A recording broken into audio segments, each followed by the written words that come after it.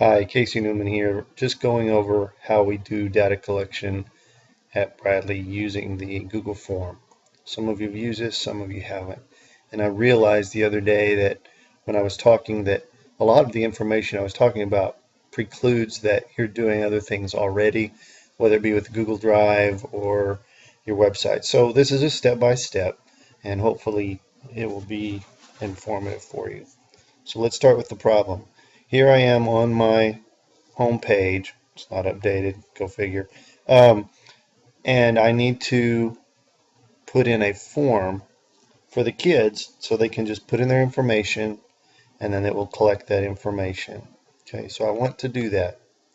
How do I do that? Well, okay, so I go over here, I opened up a Google tab.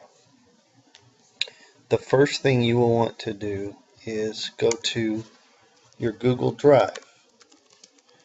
If you haven't used your Google Drive, just so you know, it's like another place to save stuff, and it's connected to your Google account, of which all NEISD people have. Now, I'm going to have to sign in. If you don't know it, your password should be NE and your employee ID number with the 0, unless you've changed it. So again, the login for that is your whatever you're used to using for your email address. For me, it's cnuma3@neisd.net. And then your password is the letters NE as in Northeast, not capitalized, and your employee ID number.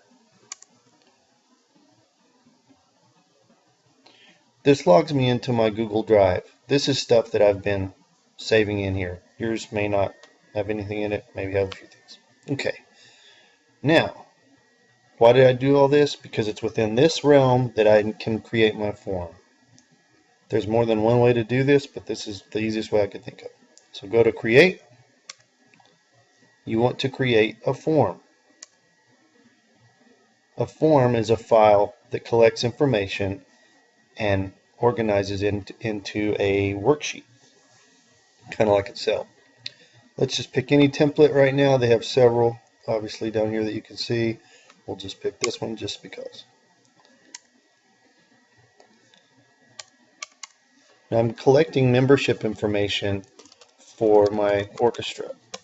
So you might want to call it membership 2013, 14, something like that.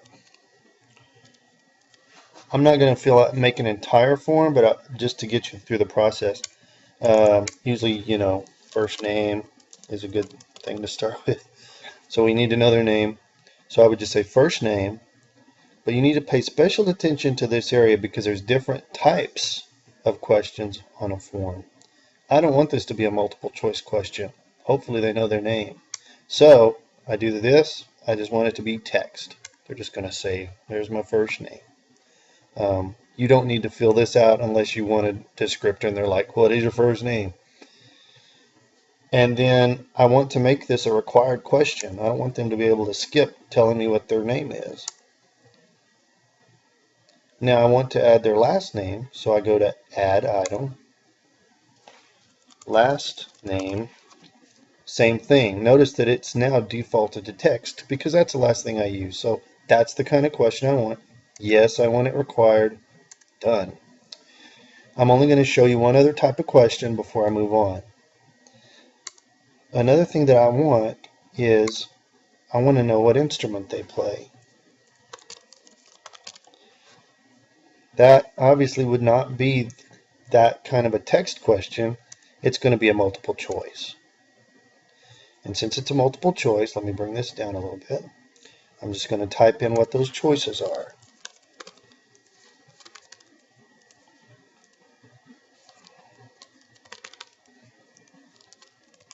And you could split first and second, whatever, but I usually just put violin.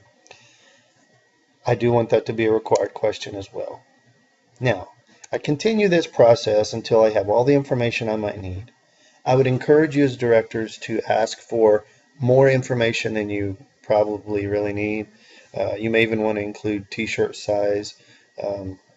Some information like emergency contact information can be put here, parent email, parent phone numbers, that kind of stuff. So the world is your oyster when it comes to that. Okay, for right now, let's say this sucker's done. And you're like, great. Now, how do I get it onto my web page? Because that's how we started this. Okay. And by the way, if you want to view it before you do that, you can view the live form right here. And there's our basic form. That's what the kids will see. Okay. So going back up to this tab, this is where we were. I want to send this form. Now that doesn't mean it's going to email it out. It just means that I need to take it and do something with it. Now, again, we started this by saying, I want to put this on my web page right there, right? So, back to where we are. One way you can do it is with a link. I'm going to copy this, Control C for copy. That's the link. I'm going to go back to my teacher web page. Let's say done right there. Go back to my teacher web page. And let's say that I'm just going to put it here, even though that's an awkward place to put it. We'll put membership form. Okay. Now, big deal. I typed it in. That doesn't do anything. So I'm going to highlight it. Click on this little link box that I'm sure most of you are familiar with. I'm going to highlight this text and I'm going to paste the link that I just copied from that other page. Right here where it says target, I would strongly suggest opening in a new window. Otherwise it leaves your website and it's kind of a hassle. Once I did that, you'll notice that there is this line there. So now you can click on it. Before you do anything else, as always, click Save. And now if I view my site, my live site, okay, there's our membership form. And if I am, Johnny, I click on it. I'm like, great, here I go. Let's see. So Johnny,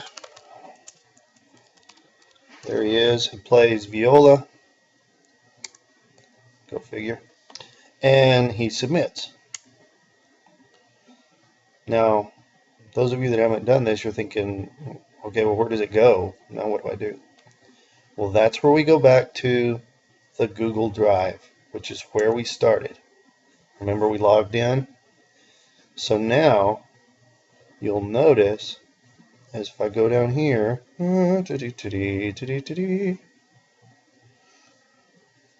here it is, right here. It's this one where it says responses.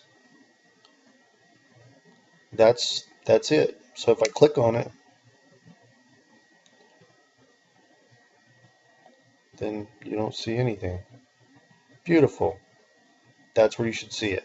Why did that not work? I'm not going to edit this. Y'all are just going to see me try to figure out what I messed up. Maybe this is it. Maybe I put the wrong year, huh? Oh, there it is. Put the wrong year, didn't I? Sorry about that. Okay, so it's important to know how to locate the file. So that file is your responses, and that's how you actually get it going, okay? After you've done that, if you've put in like your email address and all that kind of stuff, I'll show you in another video how to take your email addresses and get them into your mail groups on your email on your Outlook. Sometimes it's better to have one place where you collect the data and go back to it, because remember, if you get a new kid in the middle of the year that comes in, you've got to make it part of your entry process for them to give you this information. A good way to do it is to use your school iPad and just give the kid the iPad and say, here, fill this out.